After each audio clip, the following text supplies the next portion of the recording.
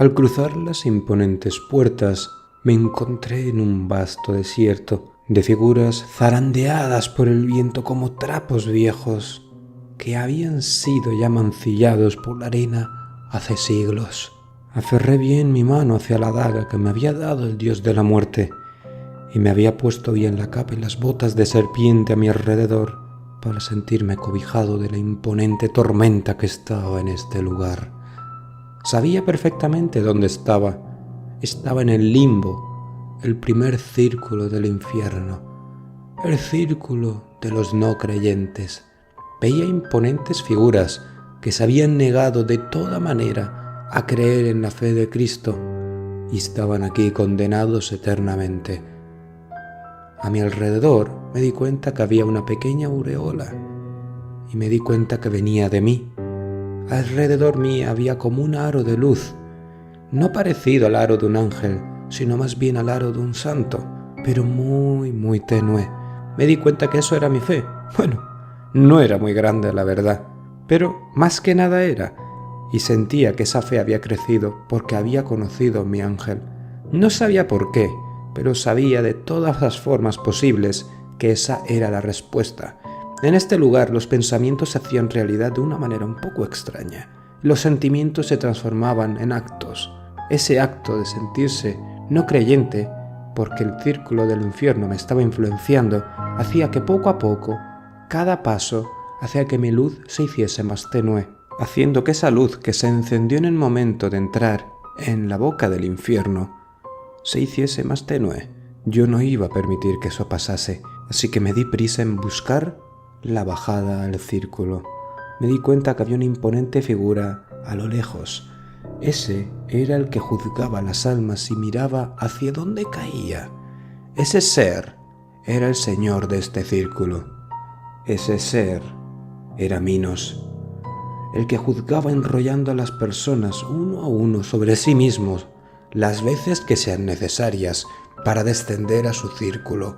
Yo me acerqué poco a poco, lo que para mí fueron horas, vagando entre las personas que me miraban con un aire de odio. Muchos intentaban acercarse a mí, pero parecía que mi luz los cegaba, parecía que les quemaba la piel, y eso los enfurecía. Me miraban con envidia y recelo, y huían de lo que era Minos, pero parecía que Minos hacía que la arena que había en ese lugar cayese hacia él, como si fuese un embudo que todo terminase descendiendo hacia él. Había muchos que intentaban resistirse de él, intentando andar en el lado contrario, pero con un resultado fatídico, ya que poco a poco se acercaban a él, creyendo ellos que andaban en la dirección contraria a él, pero no era así. El rey era colosal, medía más de 10 metros y tenía una balanza detrás de él. Me miró con unos ojos dorados y con una corona que estaba ya desgastada por el viento. Antes podía haber dicho que era de bronce, ahora no lo sabía. El imponente rey no me quiso ni siquiera dirigir una palabra. Viendo mi tenue luz, simplemente hizo una tenue sonrisa y me señaló con uno de sus imponentes dedos una pequeña escalera que iba alrededor de este enorme foso, donde él tiraba las almas. Veía a gente que se resistía, veía imponentes líderes como Trajano de Roma, Sócrates, Platón o Aristóteles, estos tres últimos agarrados de la mano, intentando luchar contra la corriente que los arrastraba poco a poco hacia Minos. Poderosa era la fe, pensé, y también muy peligrosa. ¿Acaso yo habría sido uno de ellos si no hubiese encontrado a mi ángel? ¿Así habría acabado mi vida? Me perturbaron esas ideas tan extrañas, pero decidí quitarlas de mi mente. Mi mente era mi única arma de verdad confiable y tenía que mantenerla muy afilada. Al fin de cuentas, solo había pasado uno de los círculos. Me di cuenta que de alguna manera era como Virgilio, un mero observador por estos páramos, pero tenía que tener cuidado. Incluso un observador podía ser visto como una amenaza en los círculos inferiores. Aunque fuese Virgilio, sin un Dante, tenía que tener cuidado. Si antes había una tenue brisa que empujaba todo hacia la melancolía de la no creencia, aquí había los vientos de la pasión, tempestuosos y llenos de malicia, igual que la gente que fue adúltera en el pasado. Estaba en el segundo círculo, el de la lujuria, cargado de grandes personajes históricos como Cleopatra, Aquiles, entre otros. Había conocidos míos que estaban ahí, entre estas imponentes y grandes figuras del pasado. Me di cuenta que cuanto más grande eres en vida, más grande eres en el infierno. Y creedme, no es nada bueno, ya que este viento cargado de pasión, con una pasión de dolor, los embestía y desgarraba sus pieles para luego recuperarse y sufrir esa melancólica muerte una y otra vez, puesto que algunos se golpeaban con piedras y morían, y volvían a la vida como si no hubiese pasado nada, gritando en un rictus de dolor. Viendo esto, me di cuenta que tener una gran alma, por haber hecho grandes actos y luego caer en la desgracia, no era nada bueno. Intenté escabullirme entre los cadáveres de estas imponentes figuras, usándolos de sombra. Algunos medían 3 metros, algunos 6, y otros eran tan grandes como yo. Me di cuenta que el tamaño de mi alma aquí no se tenía en cuenta, puesto que yo no pertenecía a este lugar, pero mi luz volvía a hacerse un poquito más tenue. Tenía que encontrar un lugar donde poder reavivar mi llama de la creencia. Ese era mi único escudo real que me protegía de todo el mal que habitaba en el infierno. Este círculo me hacía sentir sentimientos muy encontrados, ya que para mí el amor es una fuerza realmente poderosa, y no entendía cómo algo tan puro puede tergiversarse y hacerse algo tan corrupto e impío. Qué tan poderosa es la sensación de la carne y esa atracción que hace a todos perder la cabeza, ya que este círculo, a diferencia de los otros, estaba mucho más lleno. En esa tormenta, que también lo era mi mente, en esa tormenta que me hacía dudar de mis propios pensamientos del amor, encontré una cueva, pequeña, raquítica, y me escondí en ella. Y en ese momento, mi primer adversario ya vaticinó su llegada. Alastor, el demonio que terminó con la vida de mi maestro, apareció como una proyección infernal e impía ante mí, y esta vez sí que habló. Veo que has llegado aquí. Sabía que tarde o temprano lo harías. Pero ya es tarde. Tu maestro ha sido usado como ofrenda por mi parte para subir mi jerarquía en el infierno. Se lo he dado como regalo al mismo rey del infierno. Ahora está en las fauces de Satanás como si fuese un vulgar traidor. Después de tan acto noble de querer ayudarte, después de tales actos de heroísmo en su pasado, tales hazañas, ahora reducidas al polvo y mancilladas por tu culpa, por tu debilidad, porque por tu culpa se sacrificó. Pero no te preocupes, seguirás descendiendo y llegará un punto en el que llegarás a donde yo habito, en el círculo de la ira. Ahí terminaré por fin con tu existencia y volverás a encontrarte con tu maestro, aunque no de la manera que tú quieres. Esto me encolerizó e intenté atacar a la figura, que se desvaneció como una niebla en la oscuridad. Decidí seguir adentrándome en esa cueva y vi que a lo lejos se encontraba una luz, una descomunal caverna plagada de seres. Esos seres eran enormemente gordos, eran seres obesos hasta el punto de lo mórbido, que comían y comían sin parar. Algunos hasta les reventaban las tripas, saliendo la comida que habían ingerido hace pocos segundos. Sus cuerpos volvían a curarse y la gente, viendo que la comida volvía a estar en el suelo, volvían a ingerirla. Una comida que hace poco estaban en sus propios estómagos. Estaba ya en el tercer círculo, el círculo de la gula, y en medio de esa enorme caverna había un horroroso ser, con muchas cabezas y muchas bocas, que engullían a las personas una y otra vez, y volviendo a dejarlos caer como si fuesen excremento, para salir luego de nuevo a la vida y volviendo a intentar devorar y volviendo a ser devorado. Un círculo lleno de asquerosa y repulsiva ansia de comer que solo tenía un único fin, la insaciable necesidad de llenarse con algo que nunca te llenaba. La comida ya dejó de ser comida hacía ya milenios o incluso siglos. Yo solo sentía un repulsivo sentimiento de asco e intenté adentrarme entre estas enormes y repulsivas bestias que me ignoraban y devoraban por el suelo como si fuesen puercos. No, los puercos son mucho más limpios que estos seres. Algunos medían, igual que en los círculos anteriores, el mismo tamaño que yo, y otros eran tan grandes como si fuesen de 8 metros. Aquí había un ser que había mencionado anteriormente. Era el señor de este círculo, Cerbero. Me di cuenta que la única forma de avanzar era siendo engullido por él. Había leído los textos y sabía que esa era la puerta para el cuarto círculo. Pero Cerbero no quiso devorarme. Me veía con repulsión y aversión. Era obvio. Mi luz era una protección que me protegía incluso de él. Ahora estaba atrapado. Sin embargo, tenía que avanzar. Y solo había una única solución. Tenía que enfrentarme a él. Cuando estaba distraído, con sus numerosas bocas y cabezas comiendo a los seres inmundos de abajo, le ataqué con mi daga a una de sus bocas pequeñas, y esa no dudó un solo segundo en devorarme, aunque en el momento de hacerlo me vomitó, como si su propio cuerpo se defendiese de mí. Solo había una solución, y esa solución era decapitar a una de las cabezas. Eso fue lo que hice, pero el propio cuerpo en ese momento se giró hacia mí e intentó atacarme.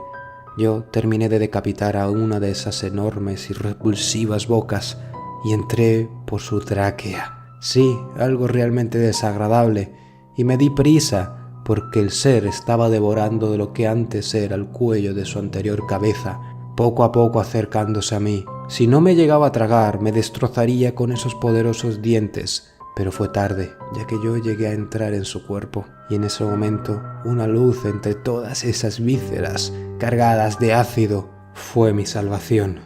O eso fue lo que creí, ya que había emergido en el siguiente círculo, el círculo de la avaricia. Todo era una enorme rueda, donde dos bandos intentaban amasar y tirar hacia el otro lado para luego encontrarse. Esos se preguntaban el uno al otro por qué uno acaparaba y por qué el otro derrochaba, ya que poco a poco las monedas caían por ese círculo, por esa rueda hacia el vacío, y se recriminaban los unos a los otros e intentaban matarse con puñales de oro o plata y todas las gemas que existen en el mundo. Toda la avaricia estaba personificada en esos seres, en el cuarto círculo, en el círculo donde otros seres, demonios, los miraban desde las alturas y se reían de ellos, se mofaban de su patético e inservible sentimiento de querer acaparar y de querer derrochar. Todos estos grandes y pequeños hombres y mujeres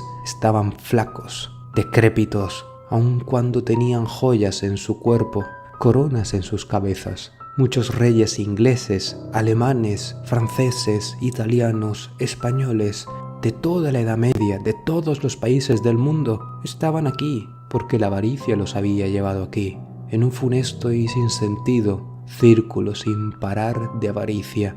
Intenté hacer lo que hizo Virgilio, intenté darles el discurso de que esto no los llevaba a ningún lado. Ellos me miraron durante poco tiempo, me ignoraron y siguieron peleándose entre sí.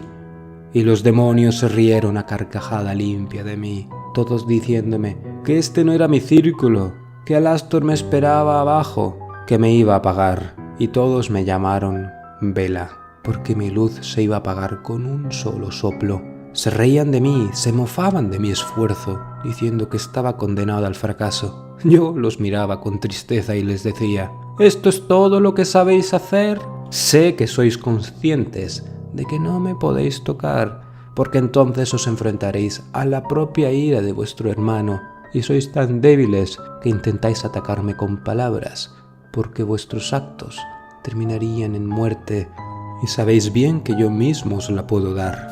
Por eso sois solo cobardes que observan desde la lejanía. Los seres viendo la repulsiva respuesta que les di, se callaron y siguieron observando a los seres del círculo para luego volver a reírse. Les había cerrado el pico, pero ¿de qué me serviría si no podía enfrentarme a Alastor y vencer? Me di cuenta que en esa enorme rueda, en medio había una rueda de caracol que descendía una y otra vez. Ese lugar era el quinto círculo, un pantano lleno de gente que se estaba deshaciendo y haciendo una y otra vez, eternamente. En medio de ese pantano había una ciudad.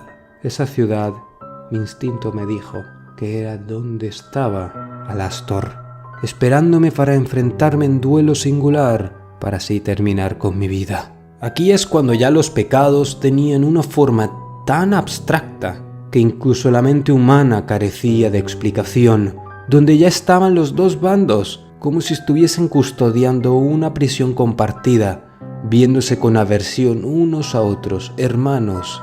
Unos ángeles con alas negras y rojas miraban a otros ángeles con alas blancas y rojas, unos con armadura negra y otros con armadura blanca. Uno de ellos me vio acercarme, puesto que había encontrado un barquero. Flegías era el que me llevaba. Flegías era un gran transporte, un gran y todopoderoso hijo de un dios. Era el hijo de Ares, condenado por su propia ira a ser el barquero de este condenado lugar. Él dijo que podía llevarme a ese lugar, a esa isla, a esa ciudad, con una sola condición. Tenía que rezar por él. Solamente eso. Le prometí que al salir de aquí eso mismo haría, que le pediría el perdón a Dios para su alma. Pero eso a él no le bastó y me dijo que cogiese mi puñal y me cortase la palma de la mano y luego le estrechase la mano. Un vínculo de sangre nos uniría y él no solamente acudiría a mi ayuda en la pelea contra Alastor, sino que yo tendría que hacerlo de esta manera al salir del infierno. De lo contrario, mi alma estaría atada a este círculo. Si yo rompía mi promesa, me pareció un juramento justo, la verdad, y acepté. Él se rió a dientes abiertos, a carcajada limpia, y me dijo: «Ahora estás atado a mí, igual que lo estuvo Alastor a tu maestro. Espero que mantengas tu promesa, hijo de los cielos, porque yo no olvido nunca un juramento». Él me llevó en su barco hacia la destartalada ciudad y al dejarme salió de la barca conmigo. En ese momento me di cuenta que dejó de ser un decrépito y pequeño hombre para volverse un imponente hombre de 2 metros. Era realmente musculoso y tenía una gran corona de laurel de bronce. Era el hijo de un dios, obviamente que este era su verdadero aspecto, y ahora tenía oportunidad de redimirse ante los ojos de los cielos. En la puerta había 2 ángeles, uno con armadura negra y otro con armadura blanca. No me hicieron ninguna pregunta y me dejaron pasar. Y en ese momento, en medio de una improvisada plaza, de unos adoquines de piedra negra como el propio granito, me esperaba Alastor, con sus 4 brazos, su máscara blanca y su satírica sonrisa. Siempre con un asa en la manga, ¿eh? No te servirá de nada, aunque tengas a un semidios contigo. Uno de los ángeles le tiró a Flegías una gran lanza, y él parecía ser diestro con ella, ya que empezó a esgrimirla de un lado a otro, como quitándose el óxido del cuerpo, después de no haber empuñado un arma digna más allá de una de las remos de una barca en milenios. Pero esa no fue la última de las sorpresas, ya que al lado del demonio apareció otro más, y él empezó a reírse a una carcajada profunda y maléfica, porque en ningún momento él iba a jugar limpio, porque al lado del otro volvió a surgir uno más. Y yo, en ese momento, recogí toda la fe que tenía dentro de mí y pronuncié un solo nombre en mi mente: Nemamiah.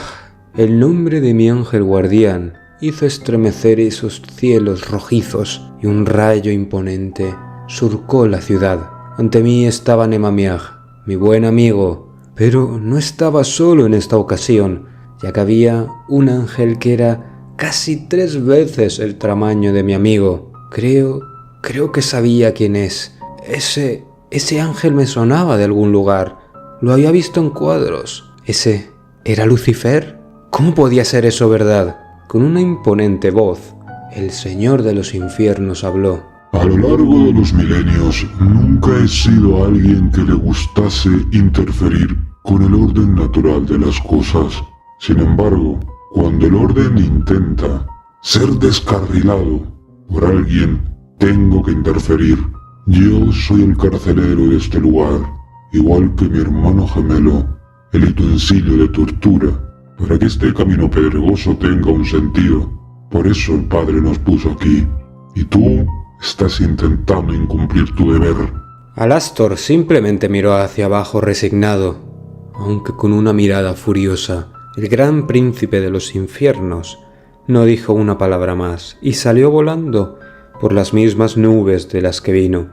Nemamiah me miró y me dijo algo que solamente yo en mi mente pude oír. Aunque no tenga mucho poder aquí, sigo pudiendo ayudarte de alguna manera.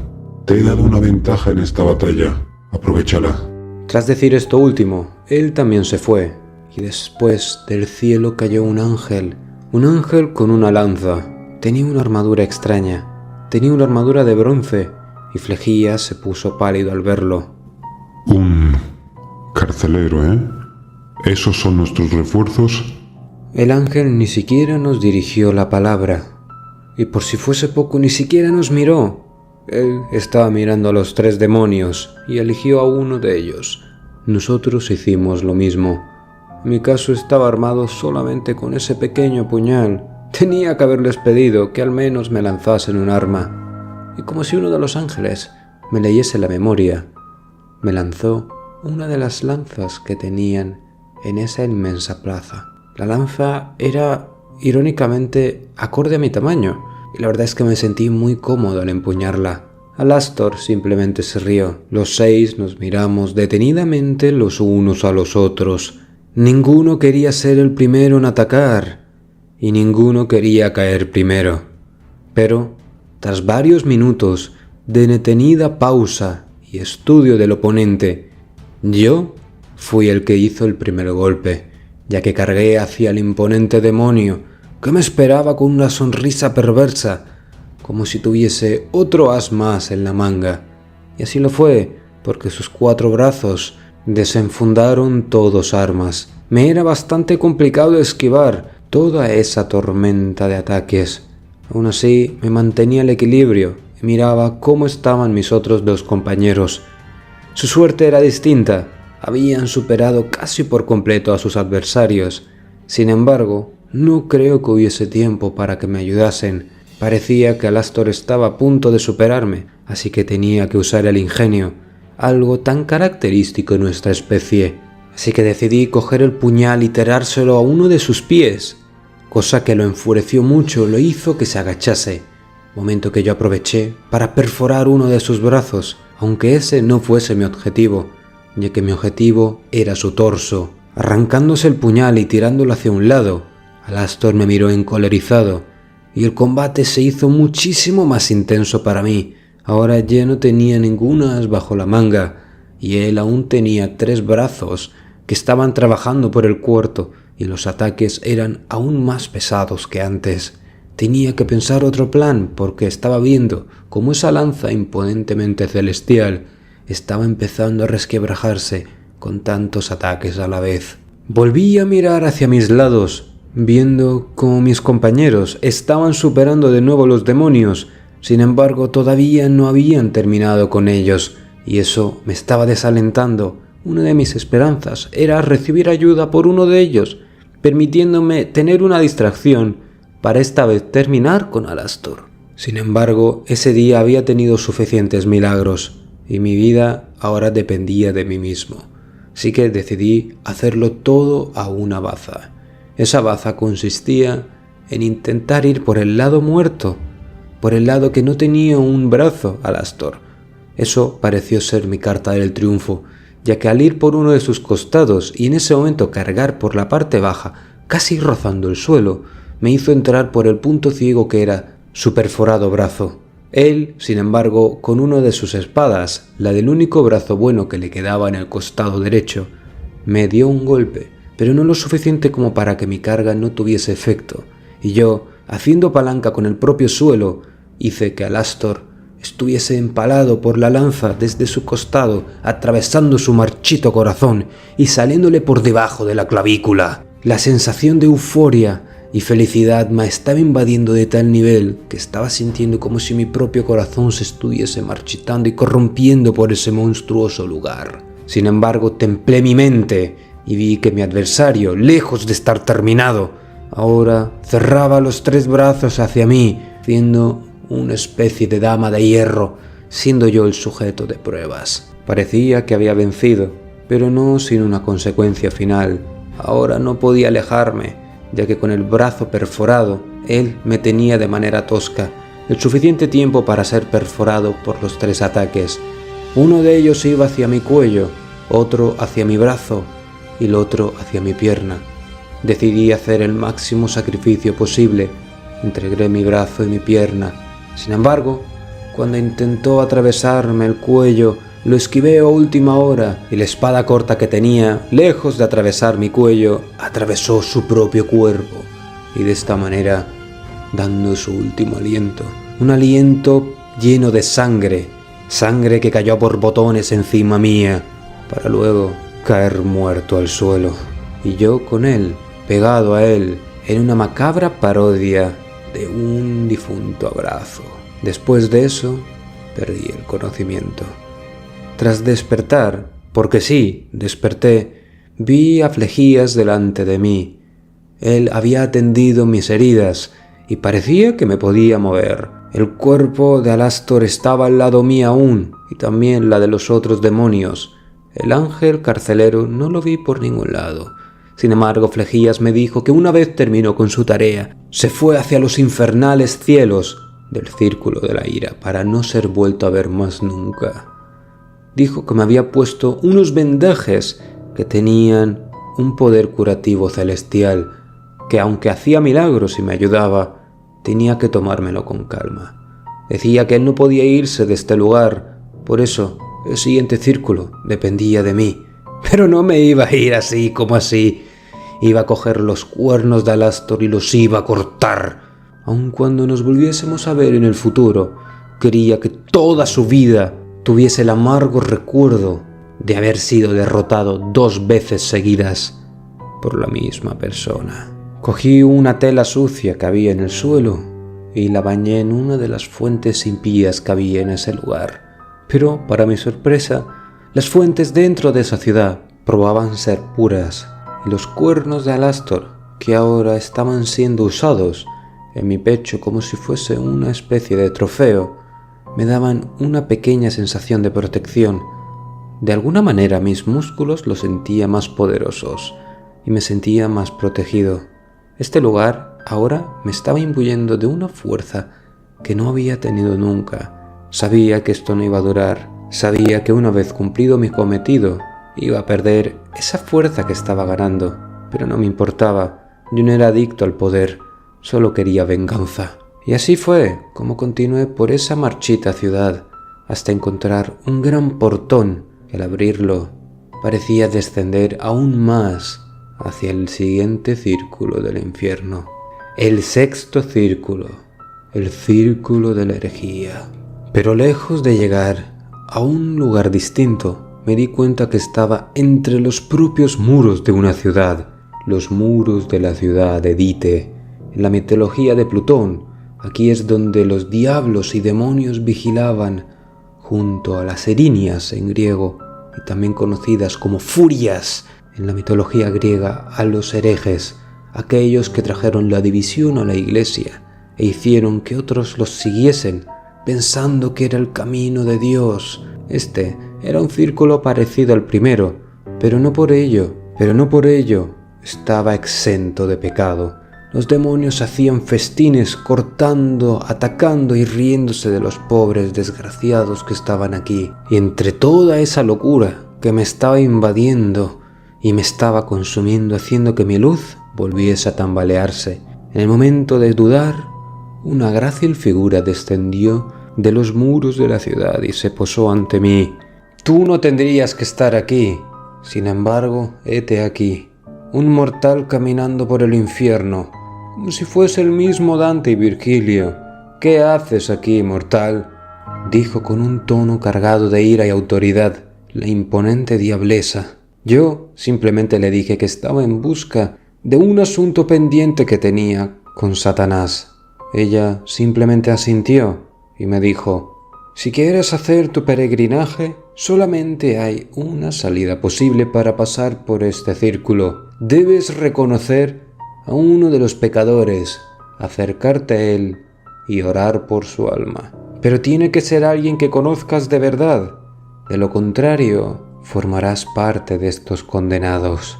Yo acepté el trato, aunque mi corazón latía a 1000 por hora, y esta diablesa lo sabía, sonriendo macabramente. Aún así, decidí mirar entre los condenados que me miraban con unos ojos lastimeros, pidiéndome ayuda. No reconocía a nadie, y así pasé horas y horas, y los nervios volvieron a aflorar en mi cuerpo, hasta que cuando mi luz casi estaba empezando a extinguirse, reconocí a una de esas figuras, una que estaba sufriendo mucho más que otras, ya que estaba siendo atacada por 3 diablos. Esos parecían que lo hacían con buena razón, ya que el que tenía delante no era más que otro, que el reverendo Jim Jones, el señor que creó la secta más peligrosa de Estados Unidos, el Templo del Pueblo. Los demonios, al verme, estuve a punto de enfrentarme a los demonios, cuando la diablesa cayó tras de mí, como si estuviese pendiente de todos mis movimientos.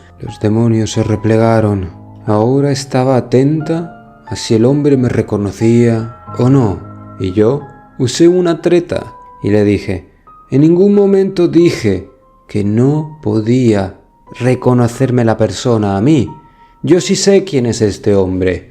Este hombre es Jim Jones. Jim Jones creía conocer la verdad absoluta. Sabía que estaba conectado con mucha gente importante y eso lo haría inmune en la tierra. Pero ahora míralo, está arrepentido porque sabe que todo lo que había creado es mentira. El hombre me miró y se arrodilló ante mí pidiéndome ayuda, y yo, lejos de ponerle la mano en la frente o intentar denigrarle más, simplemente le di el brazo para que se incorporase. Él, por primera vez en años, se quedó sorprendido porque nadie le había dado una mano de ayuda, y yo solamente dije una oración: Jim Jones, monstruo, asesino y hereje del 6º círculo del infierno, que Dios te perdone. El hombre miró hacia los cielos, que no estaban ya presentes ante él, solo el techo de la ciudad, pensando que iba a ser redimido. Pero no. La diablesa se empezó a reír sonoramente, y con una carcajada casi seca dijo: Bueno, has pasado la prueba, caminante. La verdad es que esto no tenía nada más que objetivo el hacerme reír. Llevo aquí milenios y necesito entretenerme con cosas nuevas. Torturar está bien, pero llega a aburrir. Bueno, caminante, suerte en tu peregrinaje. Ahora llevaos a esa sucia inmundicia un poco más abajo en el círculo. Y los demonios volvieron a aparecer y se llevaron a la pobre alma, que empezó a llorar y pedirme ayuda de nuevo. Se me partía el corazón, pero él no era mi objetivo, así que decidí seguir buscando la bajada al siguiente círculo.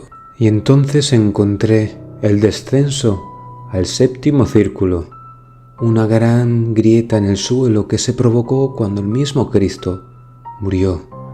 Eso me condujo al 7º círculo, el círculo de la violencia, coronado por el Minotauro. En este círculo descendente vi que había 3 giros. El primero estaban aquellos que habían asesinado a sus prójimos, y también estaban los violadores, los tiranos y los bandidos, todos ellos inmersos en el Flegetonte, uno de los ríos del Hades. Ahí eran atacados por centauros con flechas.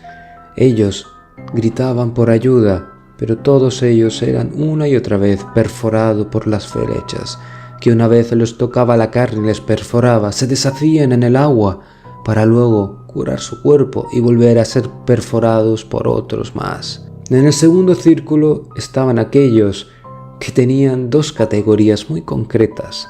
Aquellos que eran los suicidas, que habían renunciado a su naturaleza humana, se transformaban en árboles y iban a quedarse así hasta el juicio final. Luego estaban aquellos que habían sido destruidos por su patrimonio material, aquellos que estaban siendo desgarrados por unos perros famélicos que los desgarraban una y otra vez en muchos trozos para luego recuperarse, igual que Prometeo, cuyo hígado se regeneraba al día siguiente, para ser vuelto a devorar. Aquí no había sido atacado por nadie. El Minotauro, sin embargo, me miraba desde el círculo superior, todo detenidamente, cada paso que daba. Con un aire de cansancio, quise detenerme en ese lugar, solo por un segundo, para recuperar un poco de mi luz. Y así lo hice. El Minotauro, por suerte, no volvió a fijarse en mí, viendo que no había interferido con su círculo. En el octavo, el círculo del fraude, donde se castigaban aquellos que usaron la malicia para que de alguna manera fraudulenta rompiesen la confianza de los demás. Aquí había 10 fosas, cada una más peligrosa que la anterior. En la primera se encontraban los proxenetas y los seductores, aquellos que eran cornudos demonios con piel humana.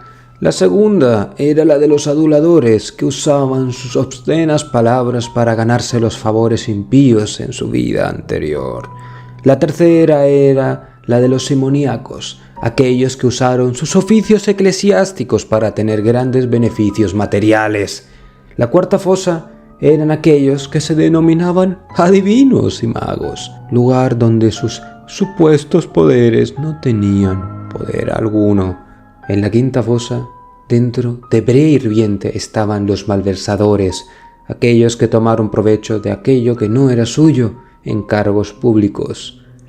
En la sexta estaban los hipócritas, vestidos con pesadas capas de plomo, doradas por el exterior, pero evidente ilusión y contraste por su apariencia agradable. Los hipócritas muestran al mundo exterior su interioridad falsa, agobiada eternamente por sus malos pensamientos. La séptima fosa era aquella de los ladrones, que eran castigados colocados entre serpientes, con sus manos atadas por las mismas y transformados en estas, animales que simbolizaban al demonio, engaño, que le leían una y otra vez el Génesis, mientras le mordían y les inyectaban veneno, haciéndole sufrir las peores torturas imaginables.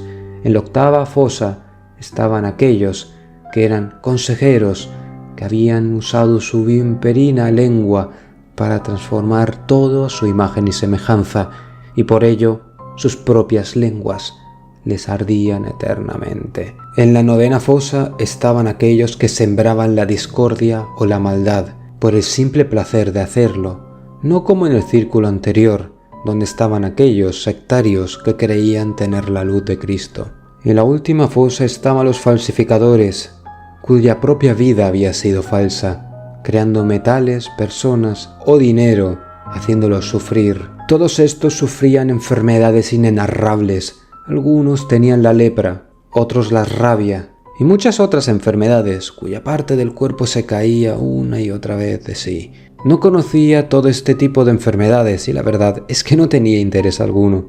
Todo el camino por este círculo, este octavo círculo, lo hice agarrado a una pared, pegado. No quería caer en ninguna de estas fosas. Después de estas, vi una pesada puerta de hielo que escribía en latín: Nonus Circulus, el noveno círculo. Aquí estaban los traidores, el lugar donde yacía Cato, injustamente vendido por el derrotado demonio. En este círculo, antes siquiera de las 4 zonas, donde en la cuarta estaba el mismo Satanás, las paredes estaban plagadas de gigantes, aquellos que se rebelaron contra los cielos de Zeus, Júpiter para los romanos. Sin embargo, había uno que estaba libre, Anteo, el único que no participó. Sin embargo, por el pecado de ser un gigante también estaba aquí. Los gigantes eran a la vez castigados, igual que castigadores, ya que en la primera zona también llamada la zona Caína, estaban aquellos que como Caín mataron a su hermano. Justamente aquí están los traidores, que eran sumergidos una y otra vez, con la cabeza en hielo, todos boca abajo, sufriendo una y otra vez este aciago destino. En la segunda zona estaba la zona de Antenora, que debe su nombre al troyano Antenor, que traicionó a su ciudad. Aquí están de hecho los traidores sumergidos casi hasta la mitad de su torso. En la tercera zona, también llamado la Ptolomea, es donde lleva el nombre del rey egipcio Ptolomeo, que traicionó al huésped Sexto Pompeyo y mató a su suegro Simón Macabeo. Aquí están los traidores de los huéspedes, atados y tirados al lago helado.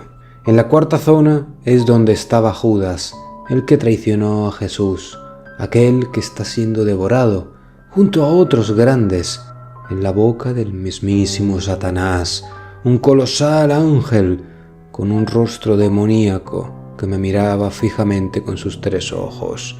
En la boca de Judas había otros grandes personajes, uno de ellos era Hitler y otro Napoleón. También hay otros prominentes personajes como Marco Junio Bruto y Cayo Casio Longino, que conspiraron contra César y por ello fueron traidores del imperio. Lo más curioso de toda esta aventura, de toda esta misión de venganza, es que todos los nombres me venían a la cabeza. Es como si siguiese los caminos que siguió Dante y todos sus recuerdos me inundasen. Parecía la bendición del ser humano por hacer este peregrinaje, rememorar los sentimientos y pensamientos que tuvo Dante. Creo que era la más poderosa de las bendiciones por caminar en este impío lugar. En ese momento, una voz invadió mi mente y Satanás me habló. Si recuperar quieres a Cato caminante, un trato tendrás que hacer, igual que lo hizo tu enemigo. Ahora dime, ¿qué me darás para que el alma de Cato quede libre? Tras enseñar eso, abrió una de sus palmas y ahí está una decrépita y sucia alma. Ahí estaba Cato, triste, pero a la vez orgulloso. Mi alma, te ofrezco mi alma, y ya la recuperaré en algún otro momento, le dije serio, con una mirada digna. Él simplemente se rió de manera macabra y me respondió. Bueno, no es tan sencillo, joven. Hagámoslo así. Tú conoces al gran Hércules, que hizo 12 misiones, 12 trabajos, para poder alcanzar la divinidad. Pues tú harás 3 trabajos. Traerás a 3 demonios que incumplieron su palabra y salieron al mundo humano para volver al infierno y seguir con su cometido. Y no solamente te daré el alma de Cato de vuelta, sino que la traeré a la vida. De lo contrario, de fracasar tú alma y la de Cato, vendréis cada uno en una de mis manos. ¿Aceptas? Yo dije que sí, y el diablo con otra de sus manos acercó una de sus poderosas e imponentes uñas a mí, y yo la toqué, sellando el trato. De esta manera el alma de Cato se volvió luz, y todo se hizo resplandeciente a mi alrededor. Lo siguiente que recuerdo es que me desperté en el hogar de Cato, en mi cama, y él estaba al lado de la cama. Solamente me dijo una sola palabra: gracias.